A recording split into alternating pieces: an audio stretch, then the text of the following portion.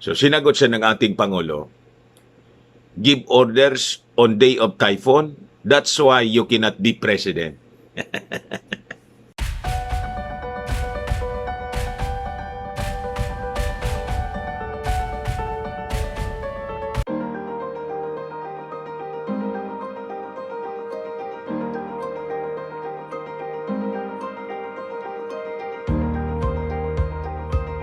Lumipad na rin papuntang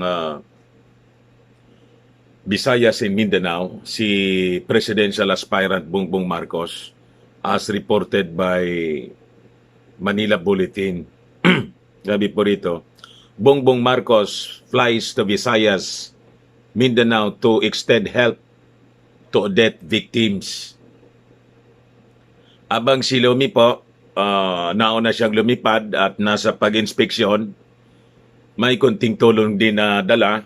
Si Bongbong Marcos yung dala, mga kababayan, truck na mga bigas, in other relief goods to the victims of Odette, plus cash donations, mga kababayan.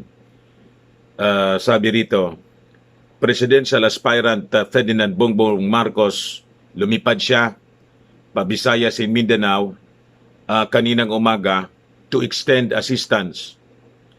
Marcos first visited Maasin City in southern Leyte kaninang mga 9:30 in the morning po to turn over 2 million cash and 2.5 million worth of relief goods to the provincial government of southern Leyte.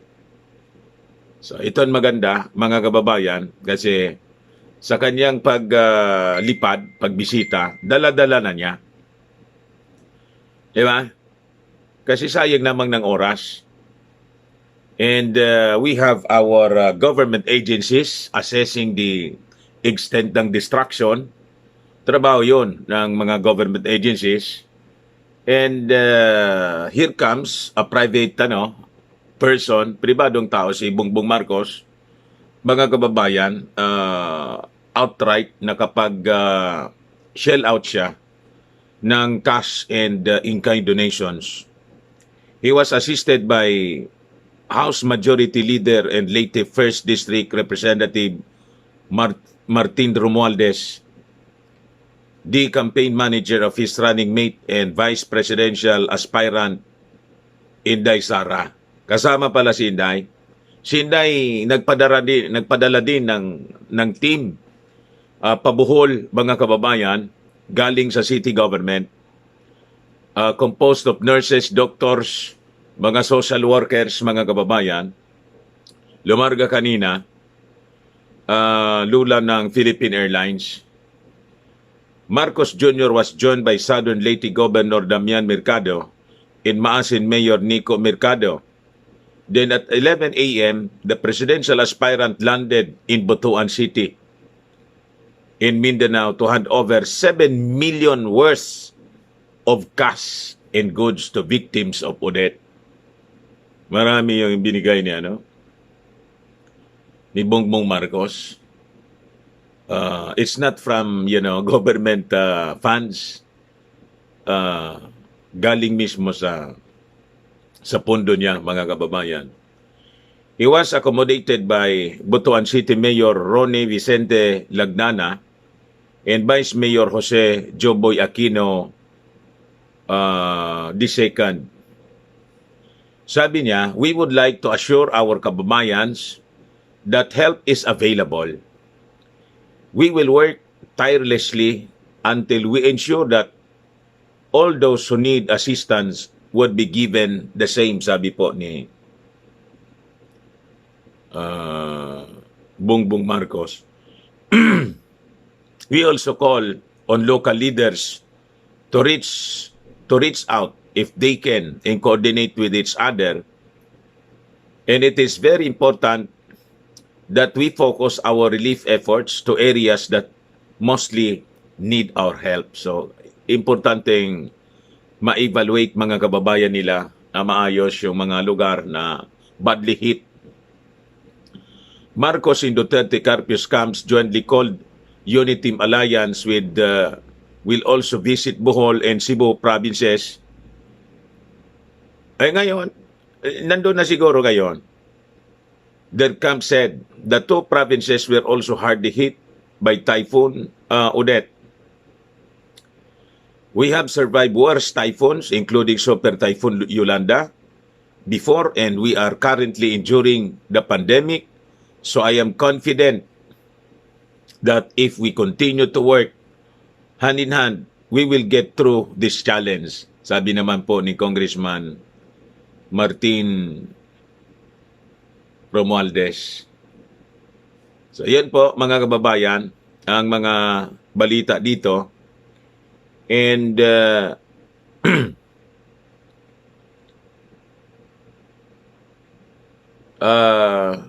ito yung kanina, sinabi ko sa inyo po.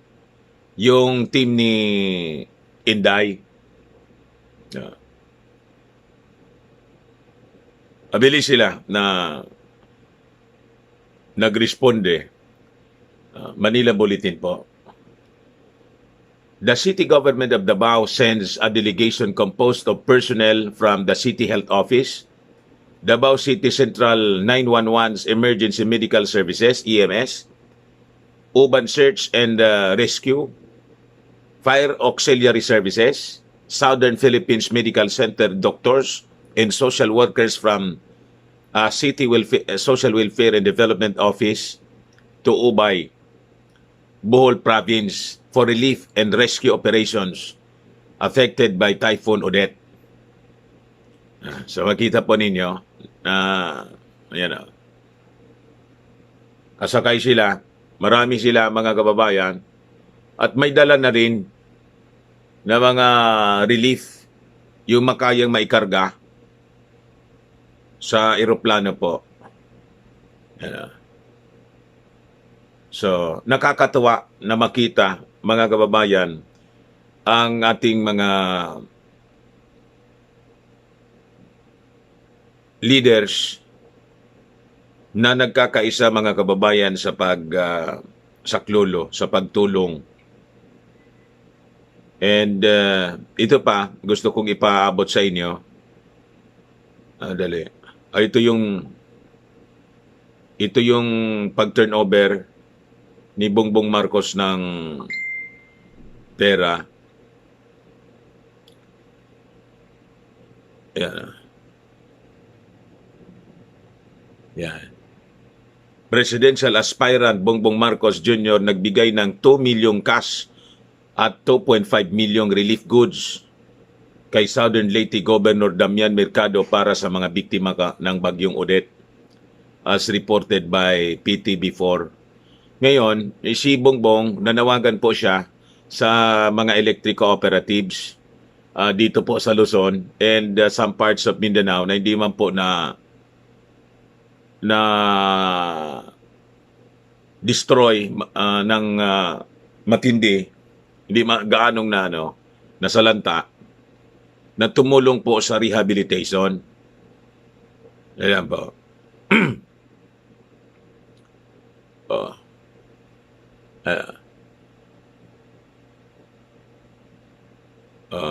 Sabi rito, Bongbong appeals to electric cooperatives to send help to areas affected by Odette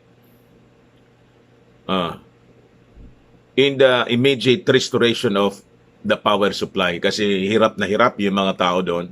Siyempre, lahat ng aros, linya ng kuryente, dumapa po. So, matatagalan kung hindi magtulong-tulong yung mga tao. Especially itong restoration po ng electric power supply. In the spirit of unity, sabi po niya, I appeal to all co-ops who were not affected by the onslaught of the typhoon to help in restoring electric power in the areas badly hit by the calamity so we can all have a brighter Christmas. O nga naman po, magpapasko pa naman. According to him, linemen and materials must be sent to the affected areas. He expressed a belief that in times of difficulty, mga kababayan, the Filipino spirit of bayanihan naturally comes out. Totoo po yun. We have been to a lot of challenges as a nation in the past. In each time, our spirit of pagkakaisa and bayanihan keep us together. We will persevere and we will get through this stronger and more unified.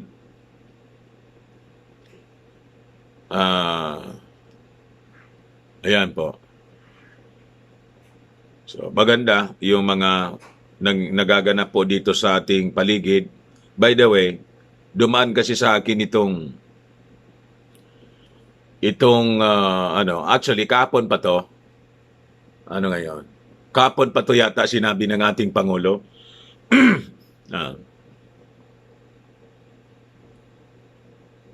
Yan.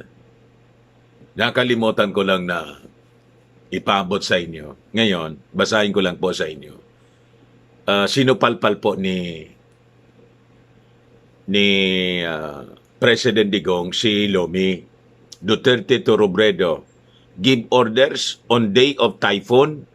Kasi gusto niya, hands-on niya dapat yung Pangulo. Lalo na niya sa kasagsagan ng bagyo. Hands-on daw. So sinagot siya ng ating Pangulo, give orders on day of typhoon. That's why you cannot be president. Tama dito po yung ating Pangulo. Ito kasi pong si Lomi, masyadong assuming. Wala man siyang experience as chief executive, mga kababayan. And siguro hindi ito attend ng mga seminars on disaster management and operation. Kami rito, laging may academy kami rito, mga kababayan. So, Climate Change Academy, the first in the entire country. At yung mga disaster officials from different regions, including from other countries, nagsiseminar po dito sa amin. Kasi dito po kasi, lahat ng uri yata ng calamity, mayroon kami dito. Volcanic eruption, flooding, landslide, bagyo, lindol. Sabi ko sa inyo. So napili kami, mga kababayan, as the center for Climate Change Academy para i-train yung mga tao, including us, na mga broadcasters, para malawak yung ating kaalaman kung kailan dapat tayo gagalaw. So ito, tama itong sinabi ng ating Pangulo. Hindi naman dapat nagbibigay ng order on the day of ang order should be given to your officials before. So kailangan may tamang preparations po. Paparating pa lang mga 5 days. 5 days or yun nga yung pinag-uusapan lang, preemptive palagi po ang dapat na to avoid casualties. And yun tawag doon. The objective, the goal should always be zero casualty. Ganon kami rito po sa Salbay. So we are trained for that in disaster management and operation. So during kasagsagan ng bagyo, dapat yung lahat ng tao, yung crew, hindi man po Superman kahit Pangulo. Naka-standby ka na lang, nagmo-monitor ka na lang ng mga kaganapan, nakasecure lahat. Diba? Na-evacuate na yung mga ang orders before dapat natatama. Kasi pag ang order mo ginawa mo, pinagalaw mo yung mga tao mo, na hindi man sila Superman, sa kasagsagan mismo ng pagtama ng bagyo, sabihin ko sa inyo, Lomi, dodoble ang casualty, including yung dapat sumaklolo. The military, the police, the navy. Yun ang mangyayari niyan. You just imagine, yung order ka, inuutosan mo, ito, I-rescue mo anya. Ay, i-rescue mo yon. Kasama yung rescuer sa namatay. You see? So, ang order should be given before a typhoon hit, no? The area. Evacuate lahat.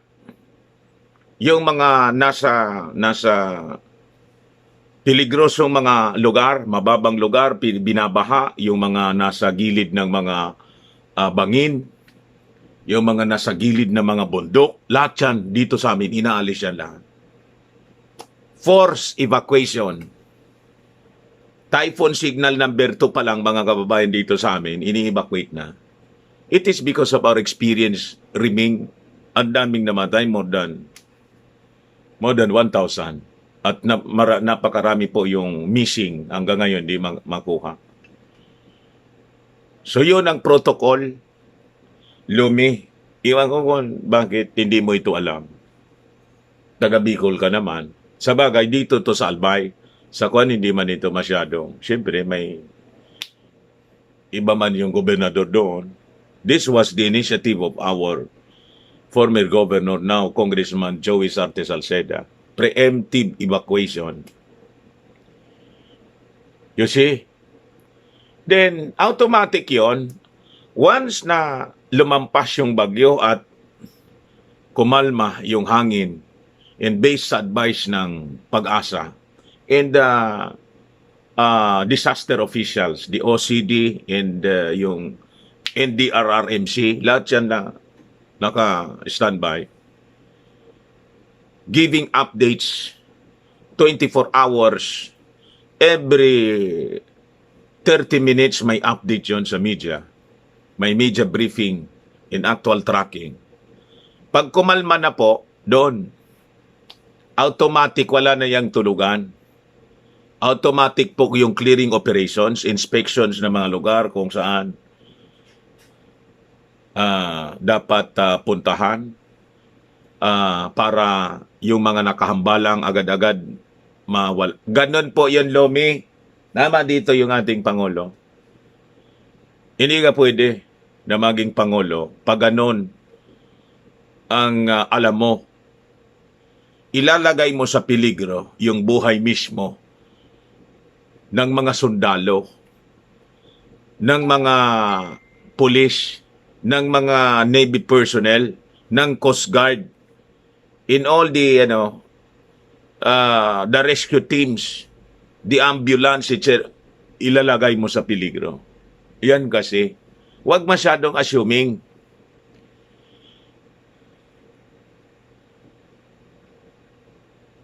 Nasobrahan kasi kayo sa press release eh.